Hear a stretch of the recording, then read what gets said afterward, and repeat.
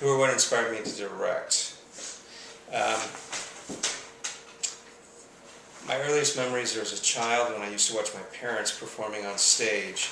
I think that made a strong impression on me, and that instilled or inspired me to pursue theater. I remember seeing my father doing the lead role in Little Abner when I was probably 6 or 7. Also, it's a venue or an avenue to express your emotions, and as a young man I had some anger pent up slightly, and so it allowed me to play very meaty, expressive roles, and I found that very gratifying and fulfilling. And then I had several mentors along the way who helped guide me and inspire me.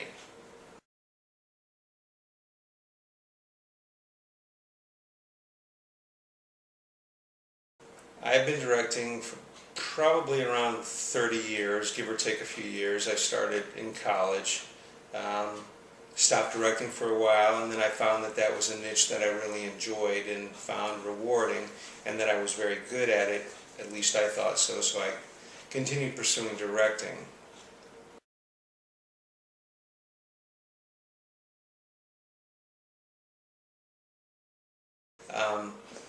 My favorite part of directing is the finished piece, normally the product when you're done, and all of the creativity and different aspects from technical, dance, choreography, all of it comes together and you create something that you're proud of and that you are rewarded by having been a part of the process. It's very rewarding to me to see the actors fulfilled, enjoying what they're doing, proud of what they're doing. I find that a very rewarding aspect of directing.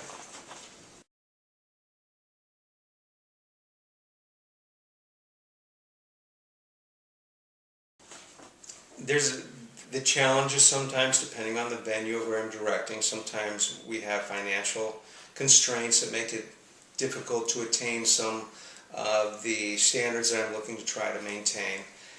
The time commitment as I get older is more difficult with work and family to set the time aside to put into creating and processing, blocking, to create the product or the show at the standard that I deem acceptable.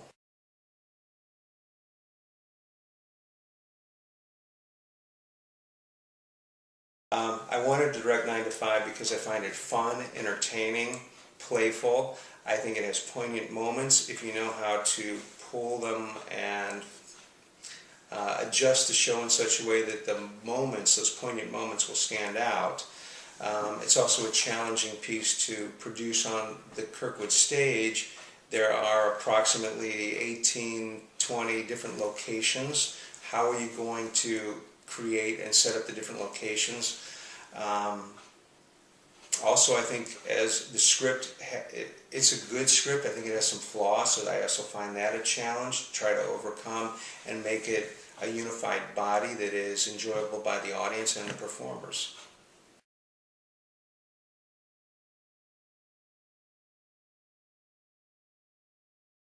I'll be looking for creativity. I'll be looking for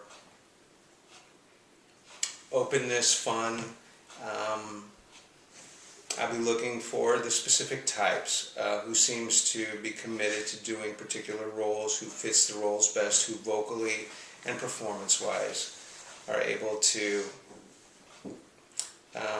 parallel my vision of who the characters are.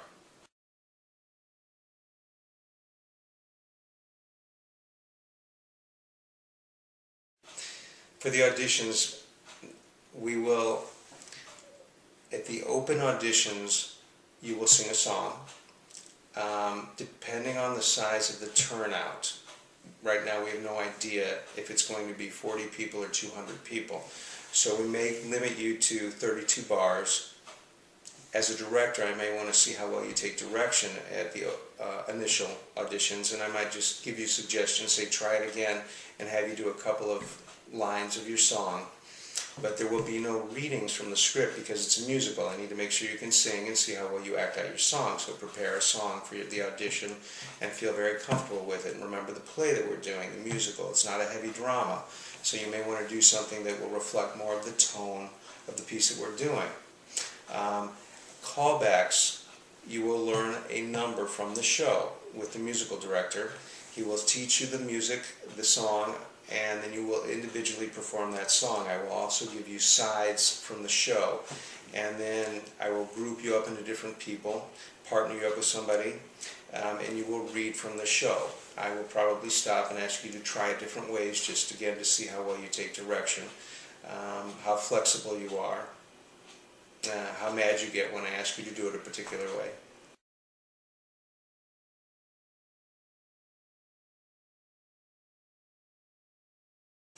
The chorus size ballpark will be 20, maybe 20 to 25, but probably in the vicinity of 20. Depends on the quality of the dancers that we get as far as the dance chorus, and also what kind of singers we get at the auditions.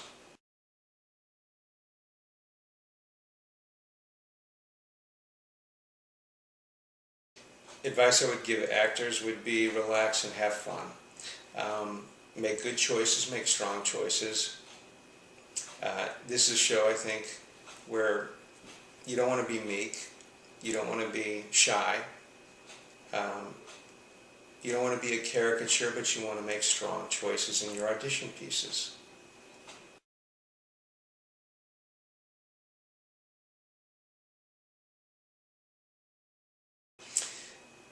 We will be rehearsing Sundays in the afternoon. The Sunday will be dedicated to the big dance numbers normally. Then Monday, Wednesday, Thursday.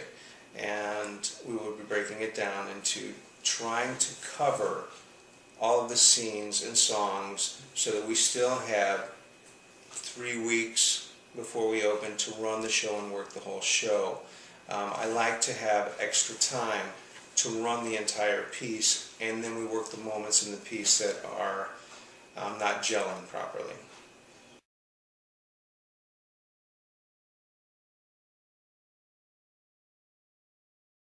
The challenges will be, I think the biggest challenge is to take it from its time period, which is it's very time specific in the late 70s. So the jokes, the dress, the attitude, the environment of the piece, I think is very locked into a time period, and to take that and expand it so that it is still applicable in today's environment, or appreciate it in today's world. To be able to look back and appreciate what occurred at that time period, to find the poignant moments in it, and make them universal. Other challenges will be technical, will be staging, making everything work. The stage is a decent size, but it's not a huge stage, so making everything work in the space and limitations of the wing areas, things like that.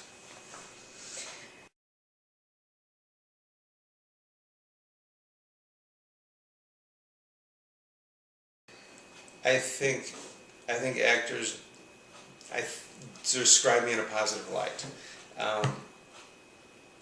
From my perspective, I think that I'm considered an actor's director because of my training and my own experience as an actor. I have spent I used to, many years ago, tour, lived in New York. I was in a 2-year intensive Meisner training program, and because of my background, I am very focused on character, on choices, on moments. To me, acting is like a pearl, a string of pearls, and they're all moments that are connected together. And if one pearl is cracked and not working, then you have a problem with your strand.